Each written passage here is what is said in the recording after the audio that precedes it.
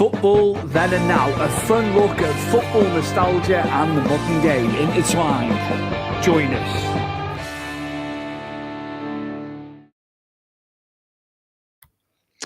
A warm welcome to Football Then and Now, episode 69, cheeky.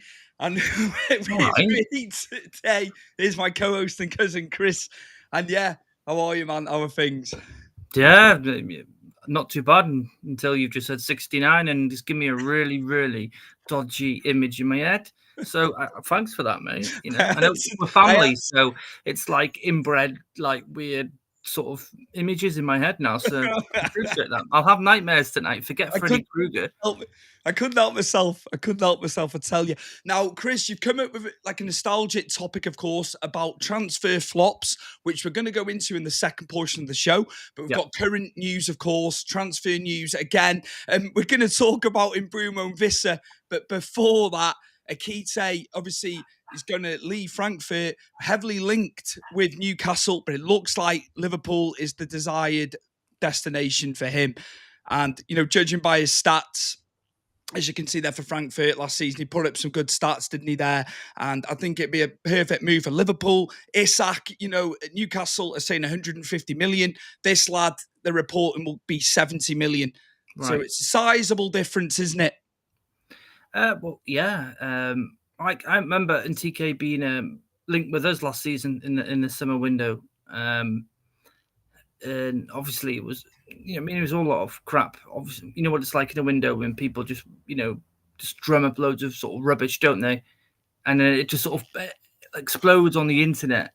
And I remember like Fabrizio Romano mentioned that we were in talks with PSG, and obviously it came out that it was a load of bollocks. We weren't, you know, speaking to him. And obviously then afterwards, you know, he'd found his way to Frankfurt, and which has been a good move for him because obviously he went to PSG, didn't he, as a young lad? I think Newcastle were after him at that age as well. I remember them being very much linked and, you know, trying to get him before he went to PSG. But obviously, you know, he's going to choose PSG over anyone at this point in time, isn't he? Even back then, you know, to play with Messi and Neymar and what have you. But yeah, I find that players that go to Germany from France, I don't know about you, Stu, but the younger sort of French players that go to France seem to really pick up, don't they? They go to Germany, they find the form, they find like themselves, don't they, as a footballer, and then obviously they move on to Spain or they come to the Premier League or whatnot, whatever league. But he seems to have gone to Germany, gone to Frankfurt. We seem to pick up really good talent as well, don't forget, Stu. And yeah, he's flourished, and you can't blame Liverpool for going for him. I'm still a bit like, is it a ploy to bring out Isak to say, I want to go to Liverpool? You know what I mean? Because you know what head games teams can do to other teams when they want one of their players. But it's just one of them, isn't it? It's just like, wasn't it? Right, you want him, we'll go and get him because you're not allowing us. That's how I felt when I was reading that. It's like, you're not letting us have Isak.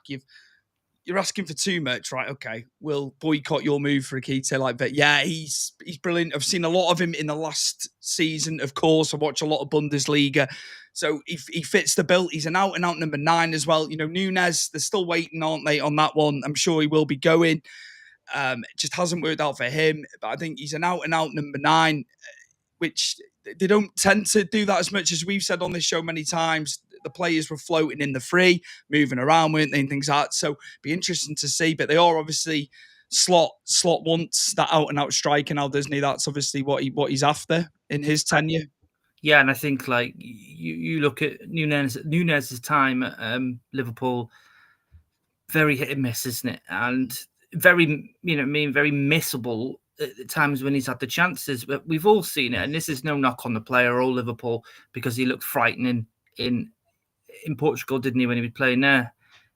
He's come over to the Premier League and he scored some vital goals for them. Not as many, I suppose, they hoped for the price they paid for him, but he's also missed easy chances where someone you paid 80 million for, you're expecting the return, aren't you? And them scoring the goals, you know, to win games or win trophies and what have you. It's just not worked out for him. I think the Italian league is Napoli, isn't it? They were in for him. Yeah, I think that would probably suit him a bit better because it's a bit slower, isn't it? And he can use his strength because he's a strong lad and he's got a powerful shot on him. I just think that will suit him better. The Premier League isn't for everybody. We both know this, and we've seen really good players come to the Premier League and absolutely, they shit the bed, don't they? And it just goes past them, and then the next minute they're off then to another league. But I mean, he's tried. I think Liverpool they're losing about 40 odd million, aren't they? It's a big chunk of change. Yeah, from the investment they've put in. But you're not going to get. If any manager or team's looking at Núñez, you're not going to pay any more, are you? Considering if you look at his stats, they haven't been fantastic. But he'll do well. I think he'll do well in Italy. Him and Lukaku is going to be an interesting one. How the dynamic there is going to fit. But I think replacing him for a TK who's young, and you mentioned him being an out-and-out striker, he can play wings and play in the 10 role as well. So how Liverpool like to mix and match that front three, don't they? So I think they'll be fine there. Obviously, then you've got very quickly on this, Stu, is the Diaz rumor that just won't go away. They're not buying, keep pushing and pushing. Heavily linked with Barcelona towards the start of the window. Said he wasn't opposed to that move when he came out and did a statement, of course, the Barca move. But he said, I'm happy at Liverpool at the same time. But Bayern keep prodding, don't they, to try and force the hand. And maybe, I don't know. I think because he plays so much, I don't think Slot's going to want to sell him. He plays so much football there. He's an ever-present, isn't he? It's difficult because Wirtz plays on the left as well, though, doesn't he? I know Wirtz can play as a number 10 and can play behind a striker, and they do use that, don't they? I think Szoboszlai has been in between the centre of midfield and in that number 10 role. He did that in Germany, didn't he? But it's a good thing to have. You've got all these players, and you just brought Wirtz into the Premier League, who is well sought after. Don't get me wrong. Well, he's not even, don't get me wrong. He's just well sought after, and they've bagged him. And having that, I don't know where we're going to put him. Who's going to go for Diaz or Salah? Where they're going to go? What a lovely situation to have. Absolutely. Just going to move us along. Two players that we've spoken about so much last season for their performances, but Brentford, they're still in the news. I'm going to go with Vissa first and the links to Newcastle because we've covered Mbeumo a lot. We are going to get to Mbeumo. Obviously, it's come out in the last 24 hours or so that Newcastle want Vissa, but Newcastle are only willing to offer 30 million as it stands. He's only got a year left to run in his Brentford contract, so they're obviously pushing for that. I heard that Brentford are holding out for 40 million for him, Chris. Again, we've been talking about these guys so much, but yeah, just your thoughts on this and Newcastle targeting him and looking to strengthen, looking to balance with the Champions League, of course, as well. So he's looking for more depth, isn't he, Eddie Howe? Well, we're big admirers of Mbeumo and Vissa, aren't we? We've spoken at length about these two players and the impact they've made, and the goals they've scored and created for Brentford have been fantastic. I feel sorry for Brentford because they've lost a manager and they could possibly lose two of their key players that have scored a lot of goals for them. But we both have discussed this at the beginning of the transfer window, that we both felt that both of them probably could go in this window. 40 million for Vissa is a lot, but I think what you're guaranteed with Vissa is goals and his creativity. He always seems to get in the right spots at the right time. He's a classy player, and Mbeumo and him just seem to link up perfectly. It's very sad that that could potentially break, and we won't see them together again. But they're both warranted, Stu. They both have played so well for Brentford for the last couple of seasons, and they warrant to play in the Champions League. Obviously Mbeumo wouldn't with Man United, but it's still a big club considering the downfall they've had. It's still a massive achievement to go to Man United as a player. But Vissa would be great for Newcastle. This is, where do you play him, Stu? Does he go up front? Does he? Because Isak will be there. He's on the wing. Are they putting Harvey Barnes out and putting Vissa instead? Because they're not going to drop Gordon, are they? So again, it's a good dilemma to have. But They I need, think you do well at Newcastle. They need a few more. They just need a few more in. I think he'd be brilliant just on the basis that the last time they did Champions League, the league form suffered. I think they're a lot further on. Eddie Howe did very well last season. They improved and they didn't have that distraction. I just think if they're going to go hammer and tongs at this, he would be a fantastic addition. You know, he hasn't got European experience as such, but again, it's what he's done domestically, isn't it? I think it was 19 goals last season in the end across all competitions as well. But I think, like you say, he can be moved around as well. This is the versatility. He can play around the front three. It's the versatility of the modern player, isn't it, as well? Yeah. This is what makes these players so, you know, teams wanting them. And it's we've said about Brentford, if they lose any more players. And it's difficult. It's a tough one. And like you said to me earlier on today about Keith Andrews as well, it's not going to be an easy job for him, is it? You know, no, not at all. He was set piece coach, wasn't he? And then he's going into the fully fledged, you know, he's the head honcho now. And if they're to lose Damsgaard as well, Norgaard's obviously gone to Arsenal. They're crucial players. They're like the nucleus of the team. They've been the nucleus, haven't they? Well, they have Damsgaard and Norgaard. Like, yeah, okay, they've both got the same sort of names, haven't they? So they sort of run off your tongue quite well. But them in the centre park, Stu, I've always, and I think to Damsgaard probably 12 months to get himself into the Premier League. Because you remember Thomas Frank was bringing him off the bench a lot, wasn't he, in his first season? But some players do take a bit longer to get used to the Premier League. But since he did, Stu, Brentford have relied on him. And also, I'm going to give a name, is Lewis Potter as well, who's been fantastic, who they bought from Hull, who I wanted us to get before he went there. But he's been fantastic. He can play on, you know, left back to left wing, right back, right wing. You know what I mean? He's, again, versatility. But when you're chopping up Brentford, like what's going on in this summer, they've lost Thomas Frank, so the motivator's gone. They've obviously brought up Keith Andrews, which, you know, don't forget Thomas Frank was brought up by Brentford when he was there as well. So they obviously have some sort of idea of what Keith Andrews can do. But then you're taking obviously Norgaard gone, Visser going possibly, and Mbumo potentially going if United obviously stump up. It's big time players, Stu, that you can't fix in one window. One player goes, one of them, that's fine. You can fix that. You can find someone, but three, four. If you're saying Damsgaard as well, you haven't got the money to replace that, especially where Brentford are. If they're in Europe constantly, yes, you know what I mean. With PSR reasons, you'd be getting the money level it back, wouldn't you? But it's quite you, Brady. I was waiting for him. I don't want McGinn anyway. So back away. We'll have Douglas Luiz now. But yeah, Stu, it's a tall order for Brentford, and yeah, okay, we've still got quite a bit to go window wise, but replacing 4 starters, 4 of your best players, you know, if it is all 4 to go, it's a lot to do in a window, and a lot for Keith Andrews to come into the team, put his stamp on it.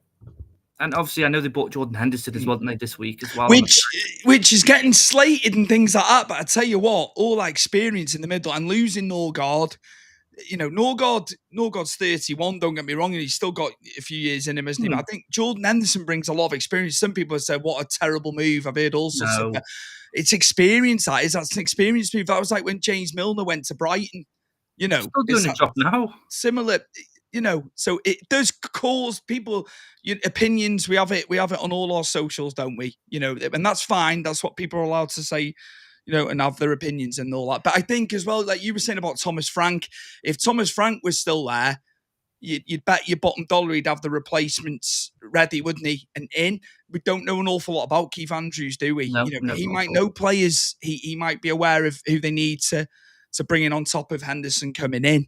But I think it moves us on perfectly to Mbumo, who we've been talking about for so long. This transfer saga with really United, low ball offers, and then they've been adding on. I've seen now it's 65 with 5 million add-ons. That's the latest deal. I heard Jim Ratcliffe was after a GoFundMe as well. That's been doing the rounds to get it over the line. Yeah, I was laughing when I saw that. He needs to GoFundMe. It's like one of those Paddy Power posts where they mock the teams. Like, the piss anyway, I think he's got to GoFundMe now to get Mbeumo over the line. But yeah, improved offer of 70 million with the add-ons, of course. Wow, okay. This saga has just been going on and on. But again, a player we admire, isn't it? And no, brilliant, Stu. When we talk about Tony going out when he was suspended for, was it 6 months for the whole betting debacle? You said about these two before I really thought about it, because obviously Tony was scoring a lot of the goals, but when you literally pick the bones of Brentford, it was Visser and Mbeumo, who were creating the goals for Tony to score, and obviously the penalties as well, because he did score a lot of penalties. But they were the driving force, the creative part of the team. I didn't realize it's gone up to 70. Is there a point where Brentford are going to come to the table? United 70 million from Mbeumo, I think, is brilliant. I'd take that now if I was Brentford. I know again, it's their star player. We were like that with Jared Branthwaite with me last year when we had this shit with Man United trying to bid for him, but obviously they didn't get to our point where we would accept. But I take 70 million. If we're allowed to invest a whole of that in, there are all players around that they could potentially snap up. Calvert-Lewin's there. I think Calvert-Lewin and Brentford probably a good match. But obviously, I think he wants Europe and 100 grand a week. So good luck. But he'd be a perfect fit on a free. Obviously, a bit of signing on fee and what have you, because obviously we know free transfers aren't necessarily free, are they? You still have to pay a bit. But there are players out there. But like I said, it's a lot to get in when you lose your best players. So I think United are going to have now, though, Stu. They need to do it now. United have got a ceiling now, surely, because if they've started I think they might have started off at 45 with add-ons, which took it to 55, and then they've slowly, gradually been pumping up. And I thought they're going to go for somebody else at this rate if they keep getting rebuffed, but they've kind of stuck with it, haven't they? Because this has been going on now for, call it 2 months, for argument's sake, since the end of the season. So it's been rolling on and on. But again, like we've said, if they can get him in with Cunha, and as bad as Højlund has been, you got to wonder then, would it help Højlund with them two being either side of him? Yeah. I know he wasn't great. I know his returns weren't good at all. United fans were a bit unhappy, but it could change the whole thing then. And Bruno can be set to a role, as we've said before. He's not moving around in those central midfield positions, having to do everything. It'll change the whole thing, I think, for United. But maybe it would get Højlund firing, having them two with him. I think that's a good way of looking at it. I still think I'd give Højlund a good loan, and I'd me personally, because you've got Xerxes there as well, haven't we? It's a hard one. Who do you prefer? Well, if you look at it stats wise, Xerxes done a bit more, hasn't he? Not by much, but he's played in different positions. Different clubs, and has scored goals. But for me, I'd give Højlund a loan, and maybe someone to like Leeds. I know they don't like Leeds, and I know rivalry and what have you. But I think it'd be a good spot for someone like him to go to a less pressured team and not have as much pressure as he would do playing up front for Man United, because they're a massive club. Don't get me wrong. I know, again, we talk about how bad things have been, but they still won bloody load of trophies, Stuart. They dominated the 90s in the Premier League. But it's still pressure for a young lad. They spent 70 odd million on, who barely got a kick in Serie A. So I think a good loan for him, if they could get another striker in possibly, but you can play Mbeumo up front, can't you? So, absolutely. I just think they don't need to target an out and out number 9 here, because if they're putting 130 odd million, 140 million in for them two, they're just not going to have the funds to do it, are they? Because they're probably going to have to watch what they're doing after this. Players, they're going to have to sell. It's a big outlay for them. But again, we will see. We've got George Bucher in the comments. He was on couple of weeks ago when Gyökeres officially signs to Arsenal. Put your money on us to win the league. He's put his emojis at the end, so he's having his banter. He's definitely having his banter. You know what? I thought Sesko was going to be the guy that was going to go to Arsenal. I think this is a fantastic signing for him. Sesko, obviously younger, hasn't played in the Premier League, where he's played in the Premier League. Well, not Premier League. So he's played in the Championship with Coventry. I know that obviously he was on Brighton's books, and Brighton must be kicking themselves now. This could have been another player they could have sold for bucket loads of money. But he's gone away, learned his craft. But again, Portuguese League, Premier League doesn't always mean that you're going to be that. It's a hard one, isn't it?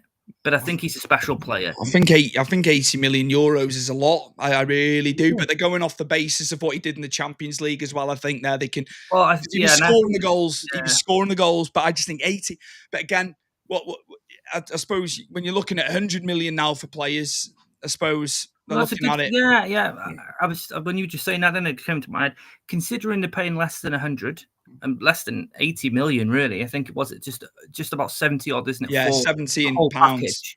I think it's a bargain, really, considering the amount of goals he has scored. And you're not going to get a striker that scored as many goals as he has for 70 million. You look anywhere else, you're just not going to get it. So it's a bargain. They've gone in, they've got it. The only thing I say now, Stu, is the amount of pressure now for Arteta to deliver. Because he wanted the striker, they have given him a striker.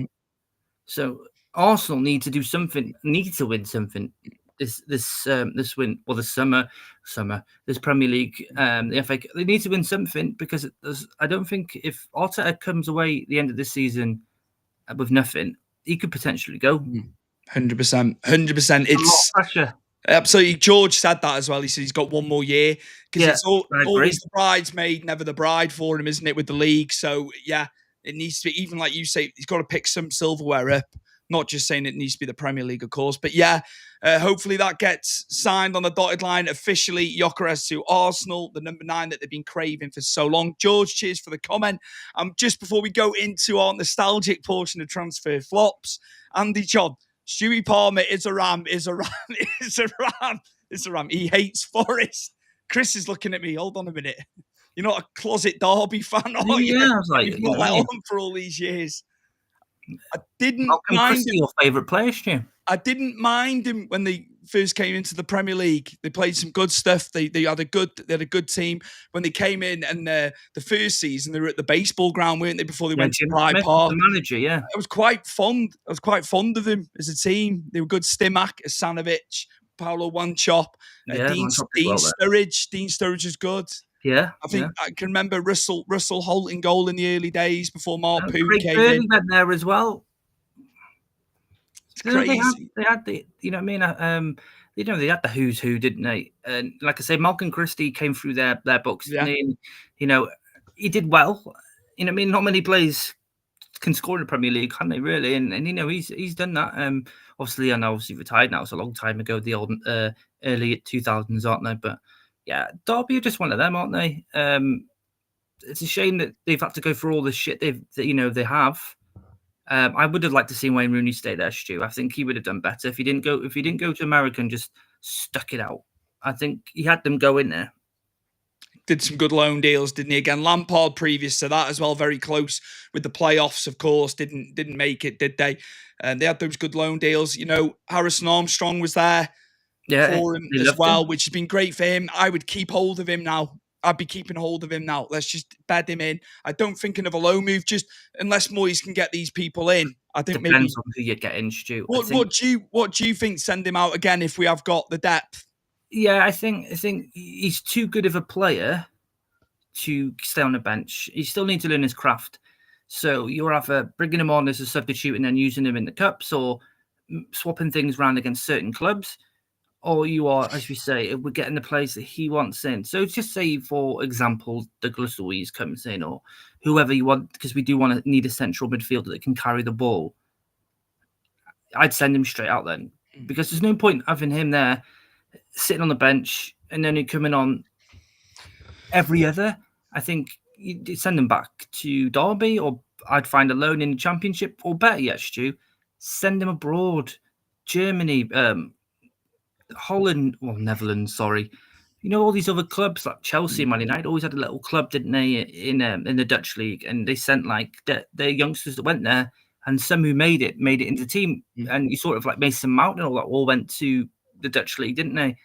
I think if we can sort of get some club in one of those leagues where we can send our youngsters, like that Clark who played against Accrington Stanley, he looked quite a bit of a talent for us.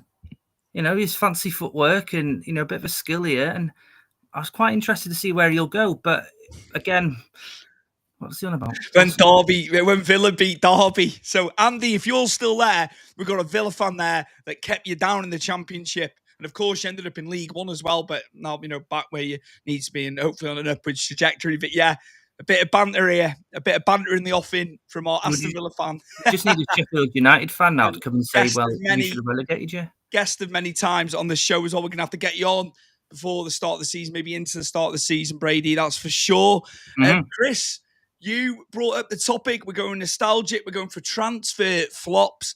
Okay. We could have done so many. I'm going to open with Chris Sutton and his move to Chelsea. After doing so well at Norwich, of course, went to Blackburn, formed a fantastic partnership with Shearer. Saying that as well, you know, they had Gallagher, didn't they, Blackburn? And his name's eluding me now. He played for Everton up front and it's gone. Striker. He played for Everton? He played for Everton, but he was at Blackburn and it's gone. The striker. Oh, it's going to do my head in now. Blackburn had four decent strikers at the time. It wasn't Jason Roberts. I've lost it. I was thinking about it before and I had it and I've lost it. But yeah, Chris Sutton, obviously stats were amazing at Norwich. Yeah, they were. At Blackburn.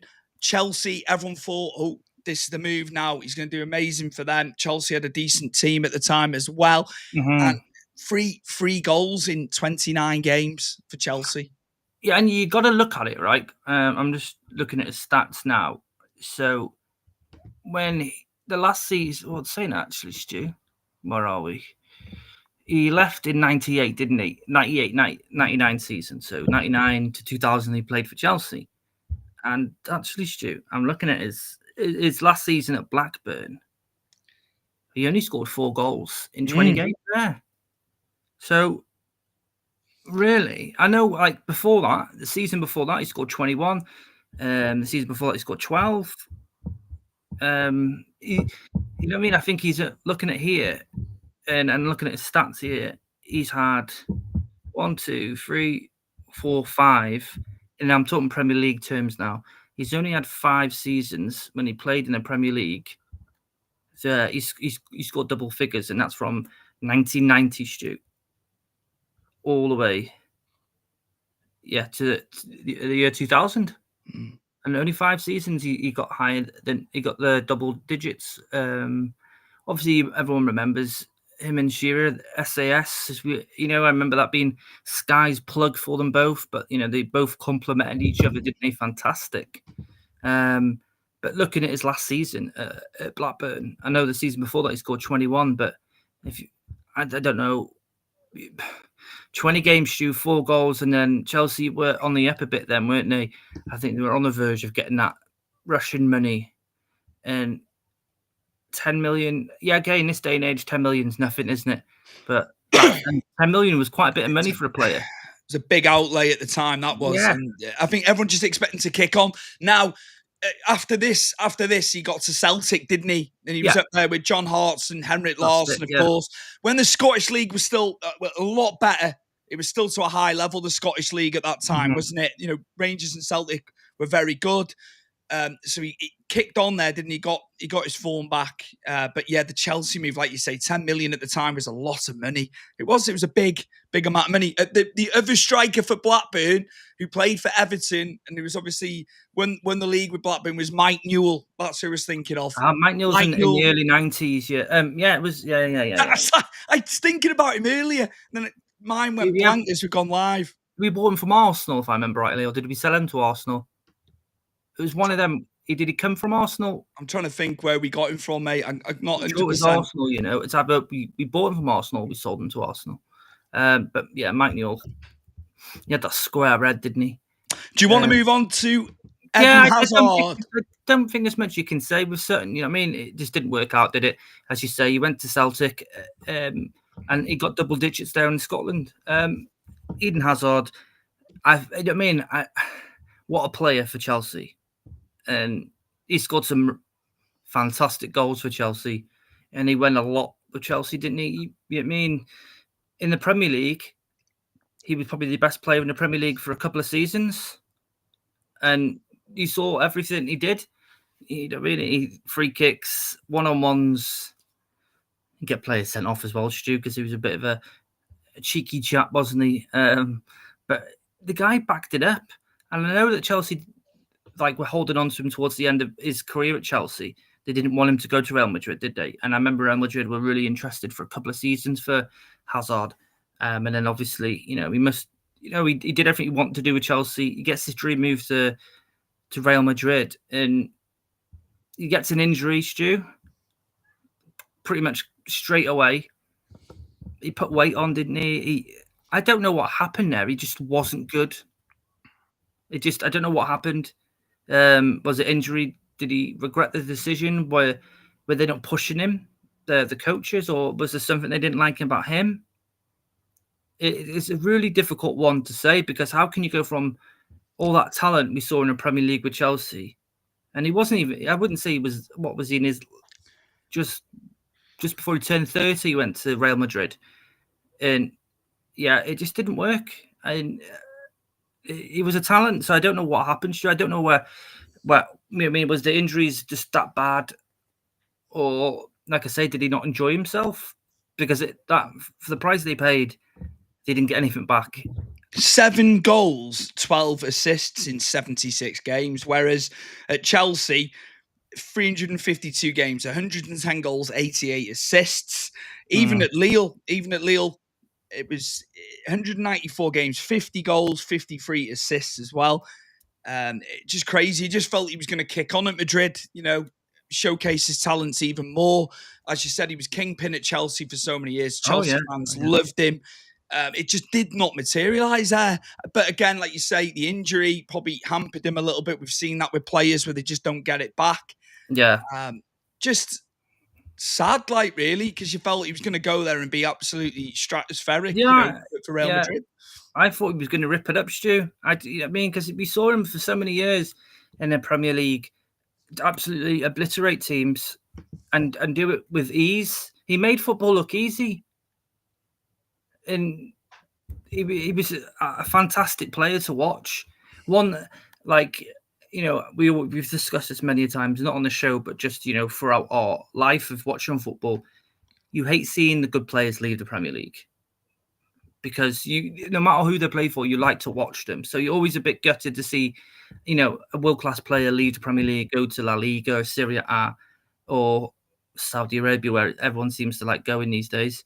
And, you saw him go there, and as you say, it just didn't happen, and you felt sorry for him. And I think he retired at a young age. I think he was only 34 when he retired, and for his talent, you think he would have gone on a bit longer. But obviously, injuries must have been that bad. But we didn't really see much of him there, and fell flat. And Chelsea fans will never forget what talent he was. Real Madrid fans will think, what a load of shite. Absolutely. So, it doesn't always materialise. And that player was one of the top players in the world at the time at Chelsea. You would put him up there, wouldn't you? Definitely. He was on that pedestal. He really was. But then it doesn't necessarily translate going to another team. You just expected it to go even better for him there. But we'll move it on. We'll move it along. Sergei Rebrov, Chris. And again, I remember watching him for Dynamo Kiev in the Champions League when ITV had it. Him and Shevchenko, Rebrov played that second striker role when they were up top. Fantastic for Dynamo Kiev. Some great performances in the Champions League, of course. But came to Tottenham. A lot of people said this lad's going to do really well in the Premier League. It didn't happen. It didn't materialise for him at all, did it? No, and as you say, I was watching him with Shevchenko. And you know what? And this was a weird thing, is I thought at the time he was better than Shevchenko, just because he was lightning fast. He could finish. He literally was, he used to play on the defender's shoulder, and he scored bags of goals. I'm looking at here now, Stu. From 94 to 95, he was in double figures every season. And the last season he was at Dynamo Kiev, 99-2000. He scored 30 goals and 40 appearances. That's incredible. You know what I mean? It's just incredible. He comes to obviously Tottenham in the 2000-2001 season. He plays 36 games. Okay, he does get double figures. He got 12 goals, but it's a drop-off, isn't it? And again, it's the same old thing, is you can score bucket loads of goals in another league. You come into the Premiership, and it's a whole different ball game, isn't it? Not to be like a weird pun there, but it is, isn't it? But it is. You know what I mean? I'm looking at his last 4 seasons at Kiev, goals-wise. You're looking at 20 goals, 37, 22, and then 30. That's a lot of goals. He scored 139 goals and 283 appearances for Kiev. And for Tottenham, he played 75 games and he scored 15. And I don't know. Like I said, like you said and I said, we both watched Kiev with all these young Ukrainian players coming through. He is Ukrainian, isn't he? Yeah, he's Ukrainian. Yeah. And I was reading today, right, when Tottenham went in for Pavlyuchenko years later, he was saying he was trying to put him off, telling him about the crime in London, Rebrov. Was he? Yeah. I was having a chuckle to myself. I was doing a bit of research, and so he's like, about the crime in London. I don't know what he was getting at, whether he meant, the gang crime, knives and stuff like that. But to put him off, he was just like, obviously Pavlyuchenko ended up there. It didn't go great for him either, did it? But scored some good goals, did Pavlyuchenko. I think some players, I didn't see much, and I'll be honest with you, I didn't see much of Pavlyuchenko before he came over to the Premier League. So it was one of them where you just have to see how it goes. Like Vincent Janssen, when Tottenham bought him, prolific in the Dutch league, come over and couldn't hit a barn door either, could he? It just shows you, you know what I mean? You can be fantastic in your own division or in a different country's division, but the Premier League is just so different. And absolutely. Some players come over with such great goal ratios, and then it comes to Premier League, Stu, and it just completely capitulates. And sometimes confidence then goes out of play, and they never ever get that back. Felipe Coutinho, and this one was because of how much money they paid Liverpool. It was obscene at the time. I think it was like 160 million euros it worked out at, converting into pounds, of course, not about 140, 145 probably. Mm-hmm. That was an absolute steal. So they wanted him to then go in with his form from Liverpool and replicate it for Barca, and it just did not happen, did it? And because he had that massive price tag on his head, Liverpool didn't spend that much on him to get him from Inter. They didn't. I mean, it was like, wasn't it? 8.5, I think, and then add-ons. I think they got a hell of a deal at the time. So the markup on that was unreal. You're looking at Brighton markup, but like earlier, aren't you? You really are. But he was shackled, I felt, just by the transfer fee alone. It just did not happen, did it? And his stats back that up as well. Again, it's pressure, isn't it? I'm not saying playing for Liverpool isn't pressure, but like Real Madrid and Barcelona are next level, aren't they? You do look at the Premier League and 7 teams, you say now, and in the Sky's 7 best teams, because you know what Sky are like. Sky 7 should we call them. In Spain, Barcelona, Real Madrid, Atletico Madrid, isn't it? In reality terms, that is what it is, and it has been for years. And then really, if you pull Atletico Madrid out, it's Barcelona, Real Madrid. You're one or the other. Lots of pressure coming in. Was it 130 million they signed him from Liverpool? And just he wasn't the main man, was he really then? I just don't know what happened again. It's like Eden Hazard. What happened? How do you have all this talent one season? You get this big dream move because Brazilians they love Real Madrid, Barcelona. Playing in Spain is a dream for majority of Brazilians. They always say it, don't they? But these two absolute fantastic, wingers, attacking midfielders have gone there, and it's just gone wrong. And what you can't put your finger on it. I wasn't watching La Liga the season, the 2 seasons. Sorry, he was at Barca before he went to Bayern Munich, and it didn't really work with Bayern Munich either. Even though he scored past Barcelona in the Champions League, I'm sure that was fantastic for the directors for Barcelona at the time. Just hasn't worked out for him. And he came back to the Premier League with Aston Villa, didn't he? Small fee but big wages. He had a handful of good games. I wouldn't say there was much. And now he's back in Brazil, isn't he? I don't know what chef is it. Sao Paulo he's there, or I can't remember which team in Brazil he plays for now. But yeah, again, Stuart, I can't put my finger on it. I don't know how. And they're not old players. Any other player went in and got 25 goals, 14 assists in 106 games, you'd look at it and say that's not bad. He's like one in two with the goals and the assists combined. You'd probably say, but playing for a powerhouse like Barcelona, but then it led to all the financial stuff. So that was the start. Yeah, when you throwing that sort of money at it, Dembele was the same as well. They spent a fortune, didn't they? They threw a lot of money at him. But those stats for Coutinho, I think it was anybody else and they'd come in for less money, they would have got away with it. I really do, because he was still on like nearly 40 goal involvements in 106 games for Barca. But yeah, it was the price tag that scuppered it for him. But pressure again, it's like I said with Eden Hazard. I think these players that do, like I say, dream to play for the Barcelonas, the Real Madrids, don't realise the amount of pressure, especially when you come in with big money.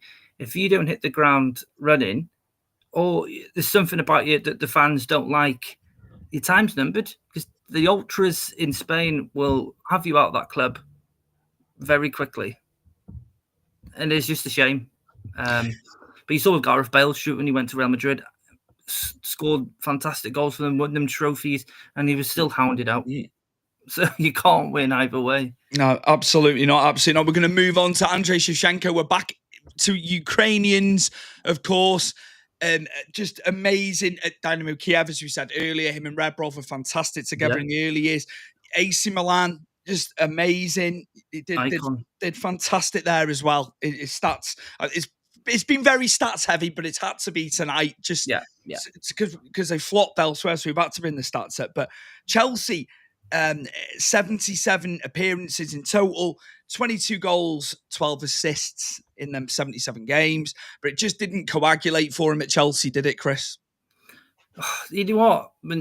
Obviously, this is Abramovich money, and obviously Abramovich being Russian, and besides what's going on in the war and what have you, and I don't want to mention that, but he was really into bringing Eastern European, get my words right, Eastern European players to Chelsea. And we saw like Yuri Zergov came over, didn't he? And there was a winger that they bought. But obviously, Shevchenko is a huge statement signing. And we saw him at AC Milan, and he was a monster. Didn't have the best pace, but he knew how to finish. And I think that to me is, that if you've not got the pace, but you've got the brain and the IQ to still beat a defender and still put the ball in the back of the net. And he's one of these strikers. I always think like the yesteryears when he was playing, old school striker. You didn't have the pace, but he used his IQ, used his movement and his one touch with the ball. And he had a powerful shot. And, you can see why he was an icon at AC Milan. He scored bucket loads of goals. So when Chelsea bought him, Stuart, I was like, oh, Shevchenko in the Premier League. You know what I mean? I was dead interested. Yeah, it didn't work. He scored a handful of goals, but nowhere near the levels we saw at, AC Milan. You had Drogba there at the time, didn't you? Do you know what I mean? As well, when you've got a lot, and he hit form. That first year, he bedded in Drogba, didn't he? And he took it from there. After the first year, he was prolific. So it's very difficult at times. And even him going there with all his history prior, it kind of he was cast out a little bit. I felt as well, but Drogba was Drogba was incredible. How old is he? Was he like 28, 29 when he went to Chelsea? Again, it's the Premier League, isn't it? And I think if you're not the main man, and don't forget, in AC Milan, when he was up front for AC Milan, he was the main man. Everything that was going forward when they were attacking ended with Shevchenko. As you say, Chelsea had Drogba, and we all know how good Drogba turned out, and he was absolute menace. So, maybe not being the main man. He was there for what, 2 seasons? And yeah, like Hernan Crespo, Stu. I remember how excited we both were because we were big fans of Hernan Crespo. For many years. Yeah, and so when he came to Chelsea, we were both excited to see, him in the Premier League, and yet how many goals? Again, and then he ended up, he was at AC Milan, wasn't he? Yeah. Do you know what I mean? Afterwards, Inter after that as well. Sometimes it just doesn't work. Like that, he's going to kick on and do it. We've seen it so many times, and strikers. They're under that magnifying glass as soon as they come in, and you are known, you are predicated on the goals that you scored previously. If you're prolific and you expect it, but it doesn't necessarily happen. We've seen it with players coming in from Italy as well. And we've, subsequent years, this lad's going to be amazing. Scamacca, I'm thinking of. I like Scamacca. If we're looking at that lad could really kick on here and do it, but it's so hard, as you say, when you come into the Prem and how the game's played in the Prem, and it's so hard. It's just so difficult for them. I think as well, Stu, you're talking about players coming from Italy, and it's not just Italians. I think we'd have to bring up a stat with this, really. But I don't think we've seen many players that have come from Italy do very well at all, really. And very few Italians have come to the Premier League and done well at all. I don't know what it is with Italians and the Premier League or players that come from there. Just don't.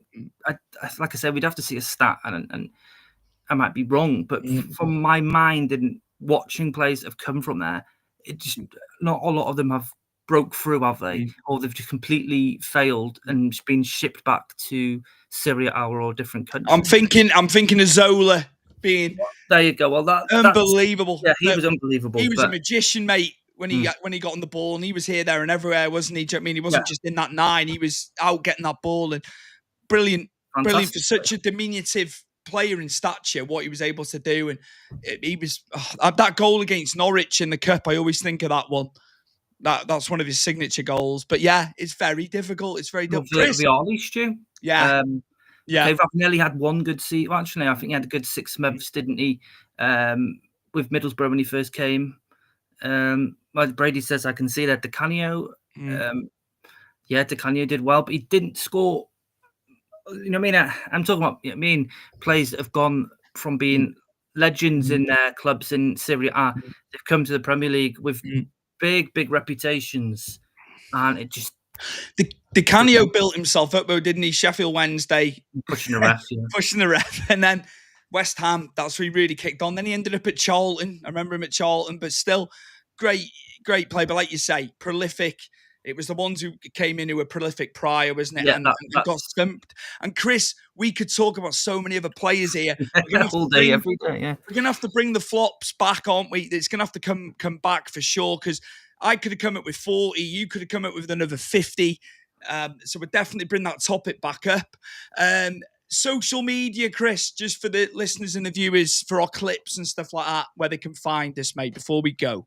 No problem. You can find us on TikTok, Football Now and Then. Again, to search Football Now and Then. The same for Twitter, X, whichever you want to put it. Just type in Football Then and Now.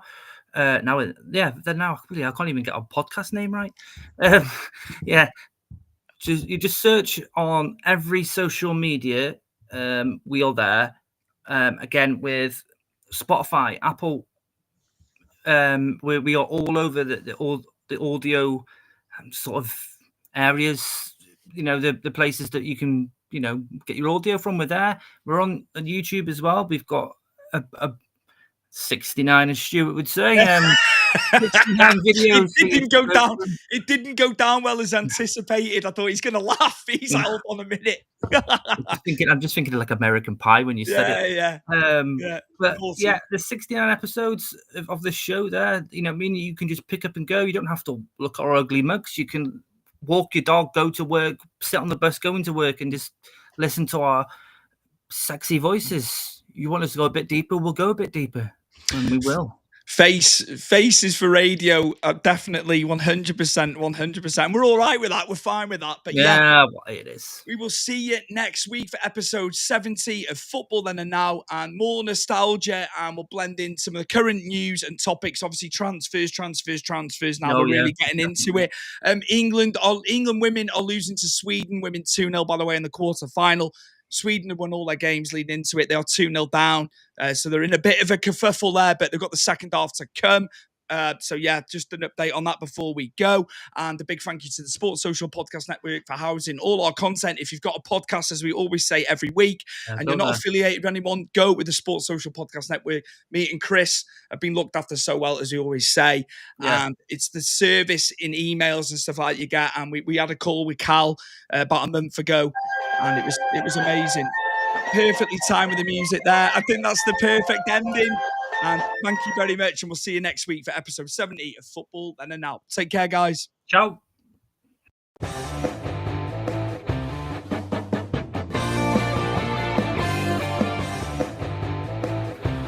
Football Then and Now, a fun look at football nostalgia and the modern game intertwined. Join us.